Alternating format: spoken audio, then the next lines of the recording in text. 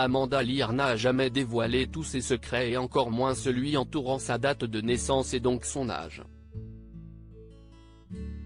Patrick Jeudi, le réalisateur du documentaire Amanda Lear, Appelez-moi Mademoiselle, diffusé sur Arte, pense détenir un grand indice. Amanda Lear reste l'un des plus grands mystères de la planète People. Un véritable mythe que l'ancienne muse du peintre Salvador Dali a pris un malin plaisir à entretenir au cours de sa très longue carrière. Ce vendredi 21 avril, Arte va ainsi diffuser Amanda Lear, Appelez-moi Mademoiselle, un portrait inédit au cours duquel le réalisateur Patrick Jeudi a refait le film de la vie de la star, de sa période dans le mannequinat, à la chanson, en passant par l'animation à la télé.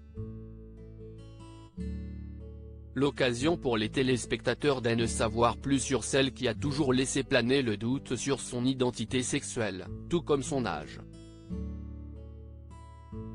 Si elle est née en Asie, l'ancienne compagne du regretté Alain-Philippe Malagnac n'a jamais souhaité dévoiler sa véritable date de naissance qui se situerait entre 1939 et 1950, à Hong Kong ou Saigon.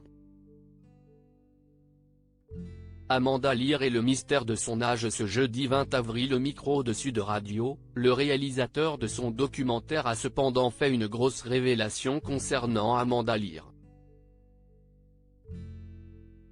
Je ne sais pas l'âge qu'a Amanda Lear mais en tout cas, elle n'a pas l'âge qu'elle prétend avoir. Elle prétendait être née dans les années 50, fin des années 50 peut-être, mais on est plutôt dans les années 40, a confié Patrick Jeudi, en révélant que c'étaient les images qui l'attestent. Des photos magnifiques de publicité faites par Jean-François Borret, qui était un grand photographe, et il a fait des photos d'elle en Gentrememer, en 1964. Elle ne pouvait pas avoir 26 ans, elle avait plutôt 14-15 ans je suppose, parce qu'elle était vraiment mature sur ses photos, a-t-il expliqué. Malgré cet indice, impossible cependant de savoir réellement l'âge d'Amanda Lear. Quand je serai morte, on me datera au carbone 14 pour connaître enfin mon âge, avait-elle même déclaré un jour avec humour. Une grande énigme.